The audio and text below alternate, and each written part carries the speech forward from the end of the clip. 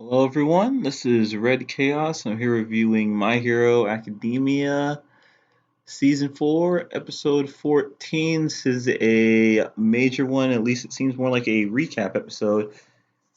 So we're going to start off with a replay on how Deku was able to defeat Overhaul.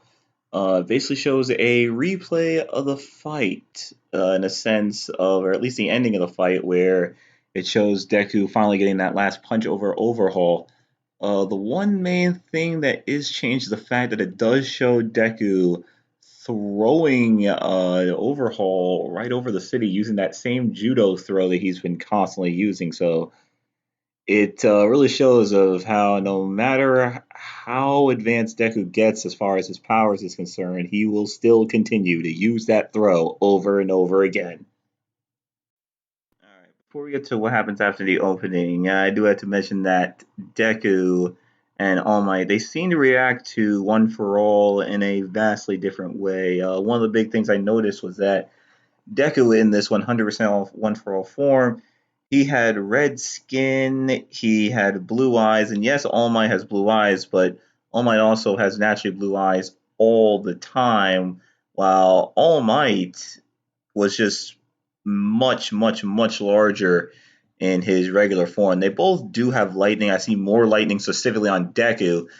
So it is just something I do wonder specifically if they do anything in a different form. It's just noticing that All Might gets massive. He gains like about 30 pounds of muscle, while Deku is still Deku, and he just goes more like a Super Saiyan form rather than a buff up. But that was one main thing I did wonder specifically about the whole One for All activation.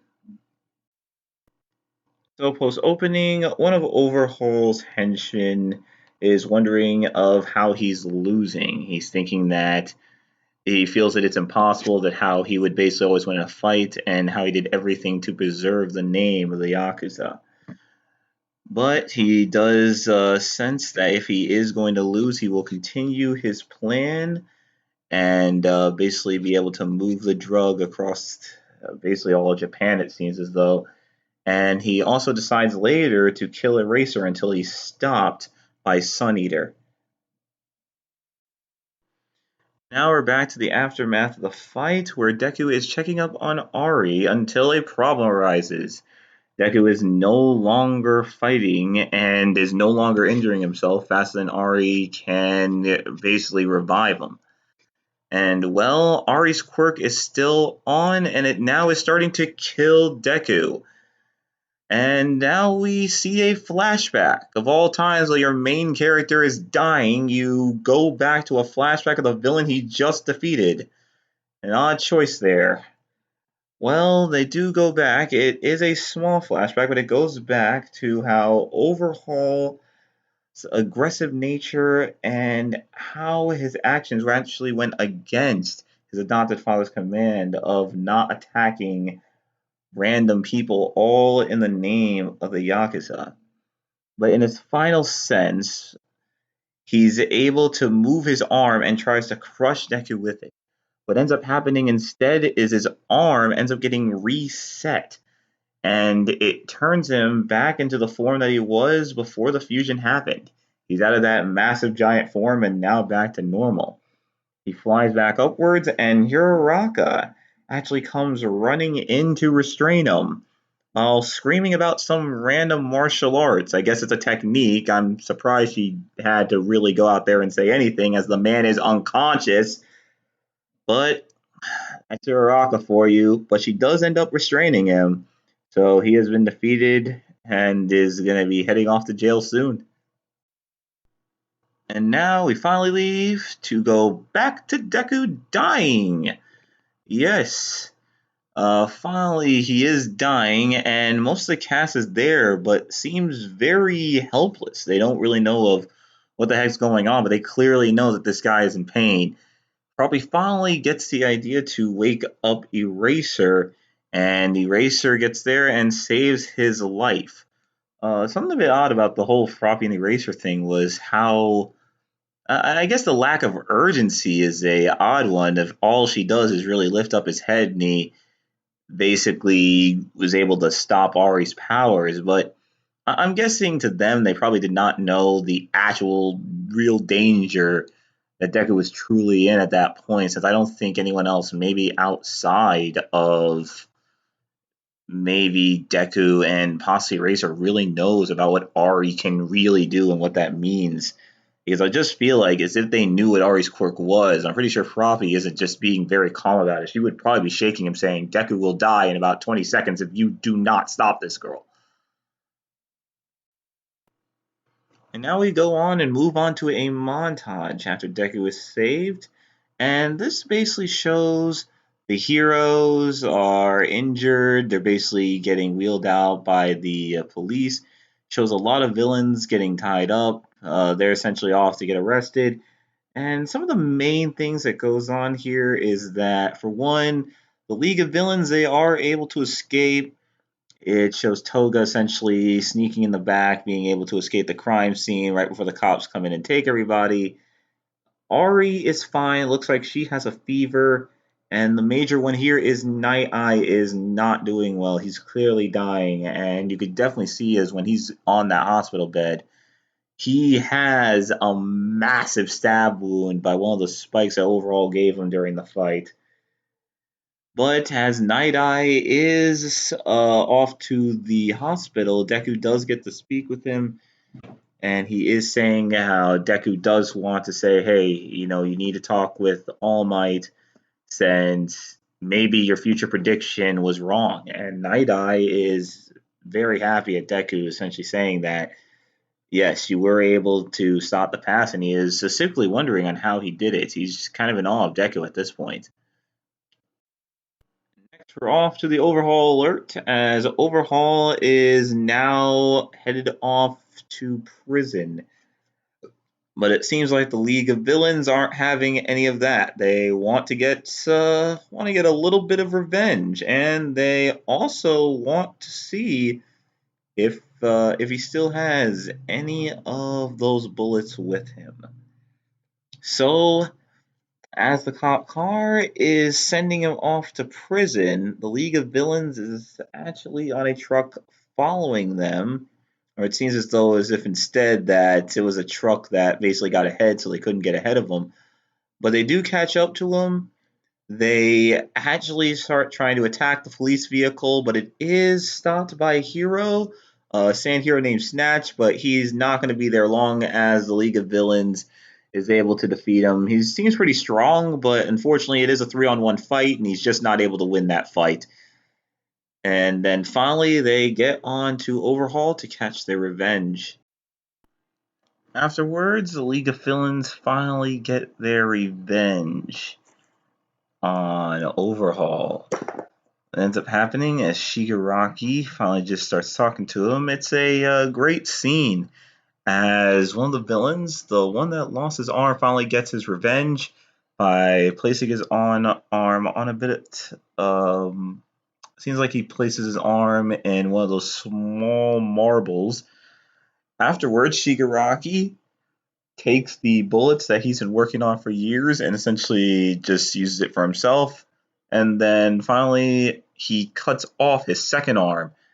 And with the final cut of that second arm, he leaves him quirkless.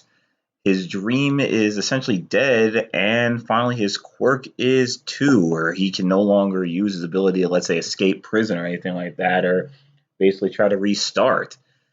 It took his dream and everything, and it sets him insane as Shigaraki taunts him. Finally, after that scene, it seems that they're going to have a report again on how the other heroes are doing. This one's a little bit more in detail. He first learned out that Deku is completely fine. He has a little small injury on his arm, but he went out a lot better than guys like Red Riot or Sun Eater or Fat Gum, where essentially they got stitches all over their bodies. They were badly beat up. One of the major parts that goes through the scene is Ari. She's quarantined, and she's quarantined essentially due to the fact that most doctors feel that it's completely unsafe to touch her unless a racer is around. They realize this just mostly due to the fact that the way that Deku was reacting and the fact that she nearly killed him just by being on his back. So they placed her up in quarantine. She still does have a fever, but she's doing well. And finally, afterwards, they go on to Night Eye, and he is not doing well. He's been getting worse. He's dying, and at this point, Deku is going into his room to meet up with him as he's surprised to see that Night Eye and many of his friends were there. You see the Bubblegum Girl as well as you see Scorpion Man, and they are both all there, basically looking at Night Eye as it seems as though is that these is basically his final hours. Um, so going on now, they have All Might meet up with him, and they finally squelch the beef that they had earlier. Um, All Might is basically saying that I'm sorry that he left him through it, and he did want to make up with Night Eye, especially since all Night Eye was really trying to do within that whole disagreement that they have was really just try to save All Might's life. And Night Eye is basically saying that All Might really has nothing to really be ashamed of.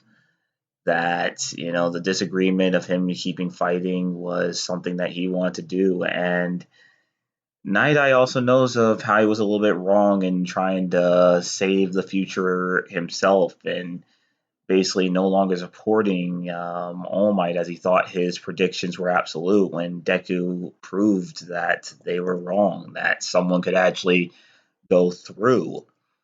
And as this is going on, he's thinking that Deku, or at least gets this up in his mind, is how Deku was able to do it was basically through the power of will and how he was able to will and change the future. And finally, we get to Lemillion. He is last on the list as he has not seen it, and he seems to be the worst off between all three.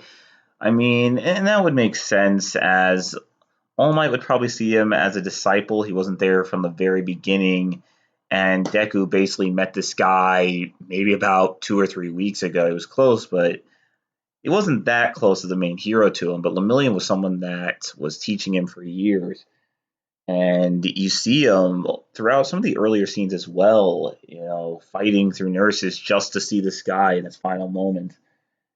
And um, he finally sees him, and he's saying that he's not ready for him to die. He's not ready to move on past Night Eye's teachings. And Night Eye is saying that he's done a very good job. He's telling him basically a lot of things that he's done well. He's turned from essentially somebody that he only looked for as a vessel into someone that he is very proud of to see as a hero. And finally, before he dies, he has one final prediction that shows that Lemillion will end up being a great hero. And finally, after that, Night Eye passed away, and we end our episode. This one is a pretty decent recap episode.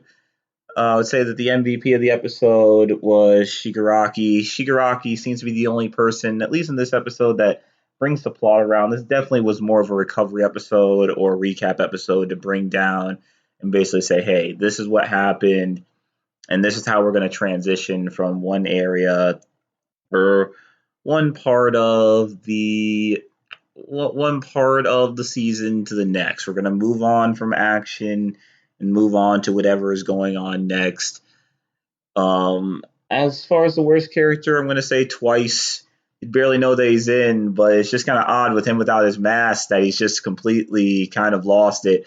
There's not really much of you could say. I mean, it's not like Twice was really annoying when he was on screen. It's just the fact that he just seemed to be more of a comedy figure at this point, or where you kind of get to see how unstable he is. But definitely Shigaraki, as you kind of get to see of how dark and how evil he is, and how he really likes to rub it in the face of another rival that thinks that he can be the king of the underworld instead of himself. Another thing I've been noticing about this anime is the fact that it seems to be going on a little bit of cycles. I'm almost guaranteeing that episodes 15 on are going to be a little bit more peaceful. I'm not certain yet, Well, it's because of the fact that this kind of goes in the method of Stain. The first couple episodes, you'd have a very heavily action-packed episode dealing with the League of Villains and definitely dealing with Shigaraki, and they take their ideology and add it on to the League of Villains or whatever's great about them. In the case of Spinner, you see him as someone from the last season. He was taken mostly from the Stain arc as he was a very devout follower of Stain and ends up following the League of Villains. Now you have Overhaul. He was the main bad guy. Well, now you're probably going to see of how those bullets, how those quirk stealing bullets are now going to be placed also in to the League of Villains. So you're seeing Shigaraki gain a lot more power. But I do like his personality as it's not just a we got to take this away from him. It's no, no, no, no, no. I'm going to get my revenge because you killed one of my teammates and you took another one of them's arms and you also came in trying to act like you're big, bad, and bold as if you're going to be the real king of the underworld. So I definitely see if how Shigaraki takes any threats to his reign of the underworld or of the underground villain, I guess of the villain world that he'd be aiming for. So I definitely really do like that. All right, that is it. And I will be back to review the next part of the season as we go on to episode 15. This is Red Chaos out.